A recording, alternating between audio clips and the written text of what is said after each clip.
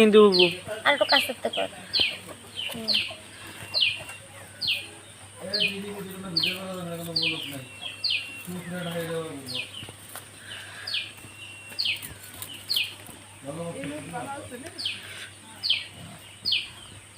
ডিম কেটে একটা। তো এতক্ষণ আশেপাশের পরিবেশ দেখে বুঝবারই পারছেন আমি কিন্তু গ্রামে চলেছি। হ্যাঁ, আমি গ্রামে চলেছি এবং আমার বাপের বাড়ি চলে আসছি, আমার গ্রামে, একদম আমার জন্মস্থানে। তো হ্যালো এভরিওয়ান, আসসালামু আলাইকুম। আপনাদের মাসকুটনিওয়ালি আফা সোনিয়া সবাইকে জানাইতে সালাম। তো আসসালামু আলাইকুম, সবাই কেমন আছেন? আমি তো আলহামদুলিল্লাহ ভালো আছি। তো আজকে আপনাকেও আমি কাইটে দেখাবো পুঁটি মাছ। আর পুঁটি মাছ কাটা কিন্তু খুবই সোজা। এর আগে আমি দেখাইছি কিনা আমার মনে নেই, তবে আমার চ্যানেলটা ভিজিট করে আসতে পারেন, সেখানে বিভিন্ন ধরনের মাছ কাটার ভিডিও আছে। যারা নিয়মিত আমার ভিডিওগুলো দেখেন তারা তো জানেনি। আর এই যে কিন্তু ডিমওয়ালা পুঁটি, পেট ভরা ডিম। তার ডিমগুলোরে আমি এবার থুবো কোন জায়গায় আলিশি হয়ে যায় গেলাম না ঘরে, কচুর পাতার উপরে, পাশেই ছিল কচুর গাছ, কচুর পাতার উপরে এই যে থুয়ে দিবে লাগছে ডিমগুলো। তো আষাঢ় মাস এখন, আর আষাঢ় মাসে কিন্তু প্রত্যেকটা মাছের পেটেই ডিম থাকে। শিং মাছ, পুঁটি মাছ, যে মাছই কেনেন দেখবেন কি, বিশেষ করে দেশি যে মাছগুলো, সব মাছের পেটেই ডিম আছে। আর এখন বৃষ্টি নামলে উজাইশে মাছ পাওয়া যায়, যারে কয় উজানের মাছ। তা আমাকে গ্রামের বাসায় উজাইশে মাছ কয়। যাই হোক, তো সেই মাছই ধরে আনে। আমি কিন্তু আরও অনেকগুলো ভিডিও দিতেছি বা দিব সামনে, তো সেগুলো কিন্তু প্রত্যেকটা মাছের পেটে ডিম দেখবার পারবেন।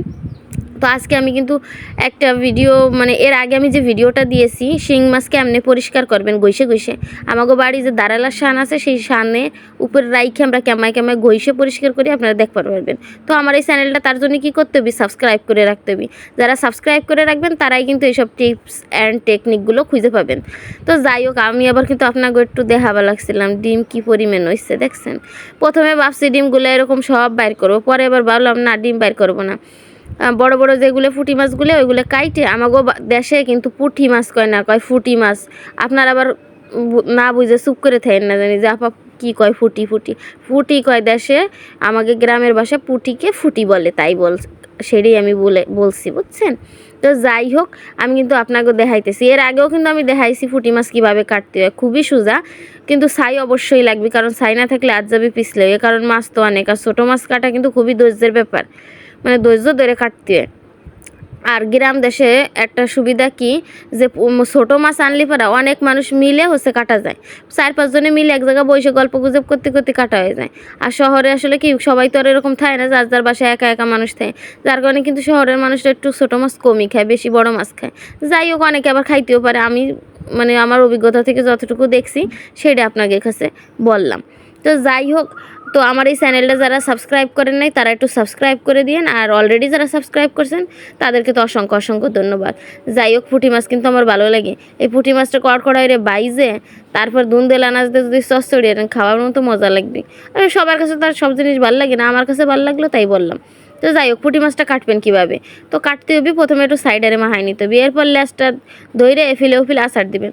তারপরে আশেপাশে যে কাটাকুটি আছে সেগুলো কাইটে, তারপরে যে দুই পাশের যে কানসা এটা ধরে কাইটে, তারপরে পেটটা হালকা করে কাইটে টিপে দিলে ব্যাস নাড়ি বুড়ি বেরিয়ে যাবে। আর ডিম যদি রাখতে চান তাহলে একটু টেকনিক করে উপরের দিক দিয়ে চাপ দিবেন, নাড়ি বুড়ি বেরিয়ে যাবে, ভিতরে ডিম থাকবে। আর ডিম হলো সবচেয়ে ধোয়ার পর না, মানে বড় পুঁটি হয় যদি ডিম আলা, তাহলে ধুইয়ে তারপর বাইর করলে আরও বেশি সুবিধা হয়। যাই হোক, আপনারা যে পদ্ধতিটা আপনাকে কাছে ভালো লাগে সেই পদ্ধতিতে কাটতে পারেন। তো এই যে কিন্তু আমি মাছ কিন্তু কথা কইতে কইতে অলরেডি কাটছি, আর এই কটার পেটের ডিম বাইর করছি। এর ভিতরে খালি পুঁটি ছিল না, মোলঙ্গি ছিল, মানে বিভিন্ন প্রকারের মাছই ছিল, তার ভিতর পুঁটি মাছই অন্যতম ছিল। যাই হোক, একটু মনোযোগ সহকারে দেখলেই পুঁটি মাছ কাটা পারবেন। তো আমার জানা মতে সবাই জানেন, তো যারা জানেন না তারা দেখতে পারেন, দেখে শিখে যাইতে পারেন। আর ধোয়াও কিন্তু খুবই সোজা।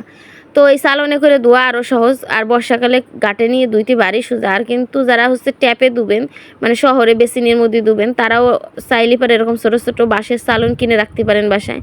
রাখার পর নিচে একটা বালতি বা একটা ডিশ দিয়ে, প্লাস্টিকের ডিশ তলে দিয়ে, তারপরে এরকম জাকি দিলে সুন্দর ধোয়া হয়ে যাবে। তো যে পদ্ধতি আপনাদের কাছে সোজা মনে হয় সেই পদ্ধতি এই করতে পারেন। তো আমি জাস্ট টিপসগুলো বলে দিলাম আপনাদের কাছে যেটা সোজা মনে হয়।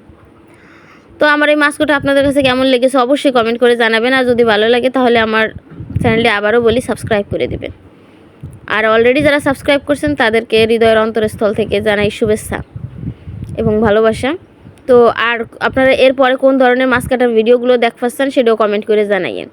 তো এর আগের যে ভিডিওটা আমি দিয়েছি সেটা হলো শিং মাছ কীভাবে পরিষ্কার করবেন, শিং মাছ কাটবেন কীভাবে, তারপর শিং মাছের গাড়ের যে রগ আছে এই রগটা কীভাবে ফেলাবেন, এই রিলেটেড ভিডিও আছে। এবং আমার চ্যানেলে অনেক ধরনের বড় মাছ ছোটো মাছ বিভিন্ন ধরনের মাছ কাটার ভিডিওগুলো আছে। তো আমার এই চ্যানেলটা সম্পূর্ণ ভিজিট করে আসেন। এর ভিতরে একটা দেখছেন মাছটা ময়ূরে কুইয়ে হয়ে গেছে, এটা দেওয়া লাগবে ফেলাই, এ আর খাওয়া যাবে না। তো যাই হোক, এরকম পুঁটি মাছ আনলে পরে বেশিক্ষণ রাখা যাবে না। হ্যাঁ, পুঁটি মাছ আনার সাথে সাথে বাজারেতে তাড়াতাড়ি কেটে ফেলাইতে হবে, কারণ পুঁটি মাছ বেশিক্ষণ রাখলে পরে পেট গুলে যায়। তো গ্রামে যে সব ধরনের ছোটো ছোটো মাছ পাওয়া যায় এই ধরনের কোনো মাছ কাটার ভিডিও যদি দেখতে চান তাহলে অবশ্যই কমেন্ট করে জানাবেন, তাহলে আমি যত সম্ভব চেষ্টা করব সেই ধরনের মাছ কাটা আপনাদের সাথে শেয়ার করতে। তো যাই হোক, কথা বলতে বলতে কিন্তু আমি অলরেডি অনেক মাছ কাটে ফেলছি, এই যে দেখছেন কতগুলো কাটে ফেলছি। আর এইগুলো কাটতে কিন্তু বহুত সময় লাগবে, যার কারণে এই বড় বড় পুঁটিগুলোর বাইসে বাইসে আলাদা করতেছে, তারপর হলো ছোটোগুলো, তারপরে হলো কাটবো। তো এইভাবে হচ্ছে বাইসে বাইসে আগে আলাদা করে নিতেছি, তারপর হচ্ছে সবগুলোরে কাটে নিতে হবে। তো আসলে ছোটো মাছ কাটা হলো এক প্রকার ধৈর্যের পরীক্ষা, এই জন্য অনেকেই ছোটো মাছ খাবার চায় না, দূর এতক্ষণ ধরে কাটে কিনা। কিন্তু ভালো খাইতে হলে তো একটু কষ্ট করাই লাগে, তাই না? কিছুই করার নাই।